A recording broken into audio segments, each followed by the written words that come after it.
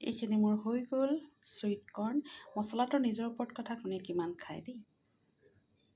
এটা খাবলৈ মন গ'ল, তাকে বনাওঁ বুলি ভাবিলোঁ, আপোনালোকৰ লগতো বোলো শ্বেয়াৰ কৰোঁ। এইটো দেখিছে কৰ্ণৰ পেকেট হয় সুইট কৰ্ণ। খাই মই বিৰাটেই ভাল পাওঁ, তাকে বোলো ফ্ৰিজৰ পৰা উলিয়াই আনিছোঁ, অকণমান বনাওঁ, তাকে আপোনালোককো দেখাওঁ দেই। আপোনালোক কোনে কোনে খাই ভাল পায় জনাব দেই। ফ্ৰিজৰ পৰা উলিয়াই দিলে এনেকৈ আইচ হৈ থাকে ন।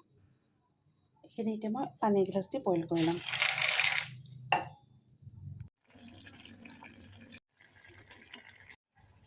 ইয়াতে ল'লোঁ মই এয়া বিলাহী, বাটাৰ অকণমান, পিঁয়াজ, জলকীয়া, তাৰপিছত এইখিনি জিৰা ধনিয়া গুড়ি অলপমান, এইটো জালুকৰ গুড়ি, তাৰপিছত আৰু এইখিনি মই ভালকৈ মিক্স কৰি লৈছোঁ অলপ।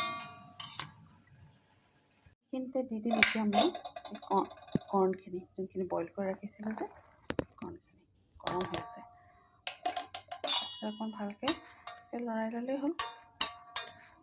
এইখিনি এনেকৈ লৰাই ইয়াতে দিম অকণমান নিমখ।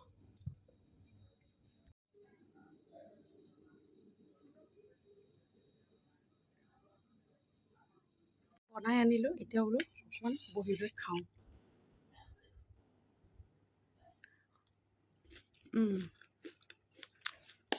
এনেকৈ খাবলৈ বহুত ভাল লাগে সুইট কৰ্ণটো, কিন্তু আমাৰ ইয়াত পোৱা সেইটো কৰ্ণটো বেলেগ, সেইটো টেষ্ট এটা বেলেগ হয়। এইটো বাহিৰৰ হয় যিহেতু সুইট কৰ্ণটো অলপমান সোনকালে কোমল হৈ যায়, খায়ো বহুত ভাল লাগে। আৰু এনেকৈ মিক্স কৰি মছলা চছলা দি খাবচোন, বঢ়িয়া।